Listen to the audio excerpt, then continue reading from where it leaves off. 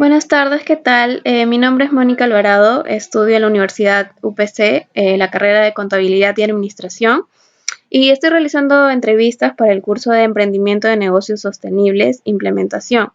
Y por favor, licenciada, quisiera saber su nombre y cuál es su ocupación actual, por favor. ¿Qué tal? Mucho gusto. Mi nombre es Lisbeth Aguirre, soy licenciada en Psicología Clínica, con magíster en Neuropsicología, especialista en terapia cognitivo-conductual. Bueno, actualmente estoy laborando, ¿no? Lo que es en un hospital nacional y mi clínica, y bueno, mis pacientes particulares, ¿no? Qué bien. Quería empezar esta entrevista preguntándole cómo usted definiría la frustración y la depresión. Bueno, primero hay que tener en cuenta que la depresión en sí es un trastorno emotivo, es un trastorno emocional, ¿no? ¿Qué quiere decir un trastorno? Que está compuesto de signos y síntomas, ¿no? Es decir, por ejemplo, tristeza patológica, anedonia, que es la dificultad para sentir placer. Los pacientes con depresión van a tener irritabilidad, frustración, ¿no? Y bueno, varios síntomas que pueden de repente llevar a lo que es un llanto, a lo que es de repente disminución del apetito, disminución del sueño, ¿no? O sea, varias alteraciones, ¿no? Es un trastorno emocional, por ende quiere decir que es más crónico, más intenso, ¿no? Dependiendo del nivel que esté, es el tratamiento, ¿no? A diferencia de la frustración, que básicamente sería un síntoma, ¿no? Sería como que de cierta forma algunas características que puede tener es un sentimiento de repente de tristeza, de cólera, pero es un síntoma. Es decir, la depresión puede tener frustración. O sea, las personas con depresión generalmente tienen frustración, pero no las personas con frustración no necesariamente van a tener depresión. Ah, ya. ¿Y qué tan frecuentes son los casos de frustración o en este caso depresión que ha tenido en sus pacientes? Los trastornos emocionales son bastante comunes no solamente en la parte, por ejemplo, de la clínica, ¿no? Sino también en la parte neuropsicológica, ¿no? Los pacientes con algún daño incluso del cerebro tienen bastante lo que es la depresión, la ansiedad, son diagnósticos bastante comunes, por ende la frustración, como es un síntoma también característico de ellos, es bastante frecuente, ¿no? No solamente se da en pacientes con depresión, con ansiedad, o sea, los trastornos emotivos, sino también los trastornos de personalidad, los trastornos cognitivos también. Por ejemplo, como yo soy neuropsicóloga, veo bastante lo que son niños con TDAH, trastornos de déficit de atención e hiperactividad. Estos niños tienen tres características o tres síntomas bastante frecuentes, que es la hiperactividad, ¿no? O sea, el movimiento bastante excesivo, Ujú. lo que es la impulsividad, que tiene que ver ahí con obviamente la frustración, y hay la desatención. Entonces, hay niños, actualmente pues en la clínica es bastante frecuente los niños con baja tolerancia a la frustración y más aún en nuestro contexto actual, ¿no? Donde se está viviendo muchas cosas, una crisis, ¿no? Donde se ha vivido una crisis sanitaria, donde aún se sigue viviendo, donde hay bastantes problemas, incluso hasta temas de duelo, ¿no? Entonces, no solamente duelo de perder a un familiar, sino también el tema de las separaciones que están siendo muy frecuentes, y varias cositas, varias situaciones externas que están haciendo que las personas, este sentimiento de frustración sea más frecuente. No solamente se ve en adultos, sobre todo se ve en niños, ¿no? Que lamentablemente se está agudizando mucho más este tema, ¿no? Al tener frustración, pues rápidamente puede entrar en lo que es un trastorno depresivo, un trastorno ansioso, un trastorno somatomorfo, o también de repente algo ya, bueno, los pacientes psicóticos, de hecho, como tienen el tema de impulsividad y agresividad bastante notoria, ¿por qué? Porque la parte prefrontal de ellos no están desarrolladas totalmente, hacen que tengan esta baja tolerancia a la frustración más frecuentes todavía.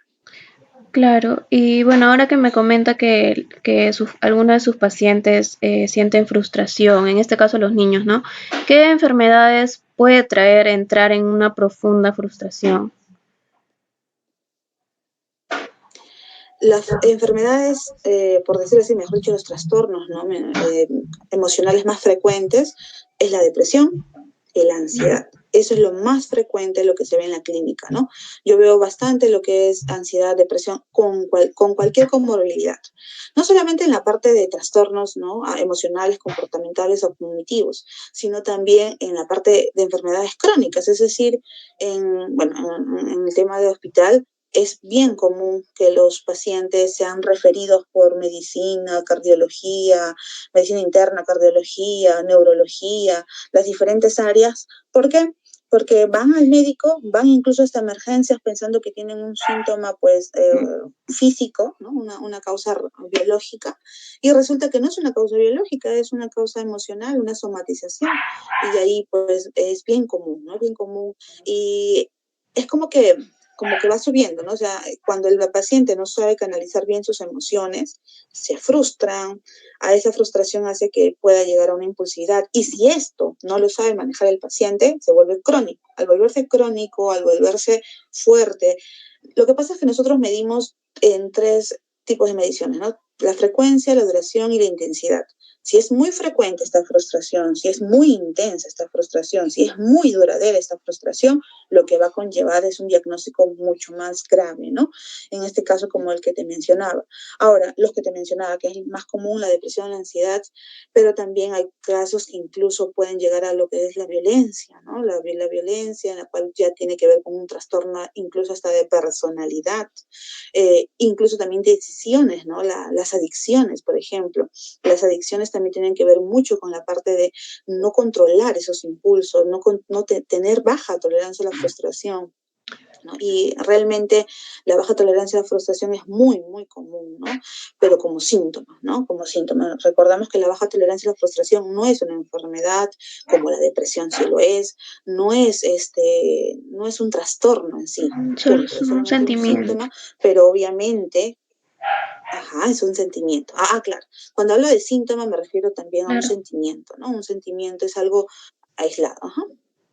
Sí, bueno, ahora basándome en las mujeres, basado en su experiencia, ¿cuál cree que son las principales causas de la frustración en las mujeres?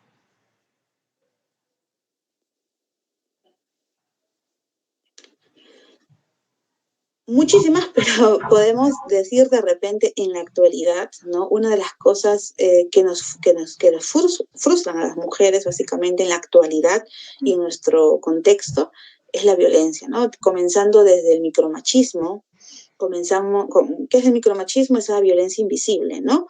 En la cual la mujer, pues, tiene que, algunos estereotipos que la sociedad le ha impartido, ¿no? Después también bueno, avanzando con ello una violencia psicológica, luego una violencia física, hasta que ya sabemos a dónde llega, ¿no? Que es un feminicidio muchas veces.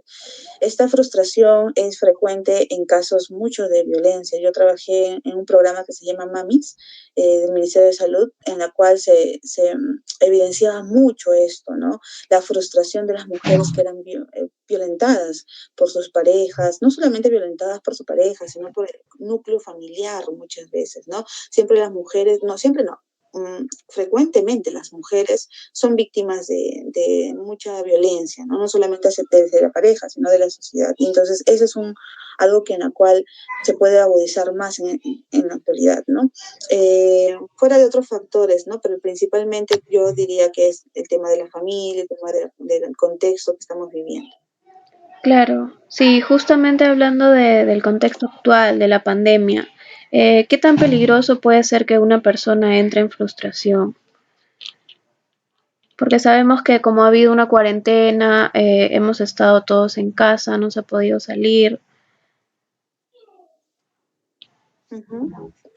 Claro, ¿no? Por ejemplo, como me mencionas tú, esos tiempos he tenido bastante consultores, ¿no? En la parte clínica que vienen por ansiedad, ¿no? Ya sea porque perdieron un familiar, ya sea porque ellos pasaron el tema también de una enfermedad, de la enfermedad, ¿no? Del COVID, ya sea porque perdieron su trabajo, el tema del aislamiento en los jóvenes, ¿no? Niños y todo ello, ha creado este sentimiento de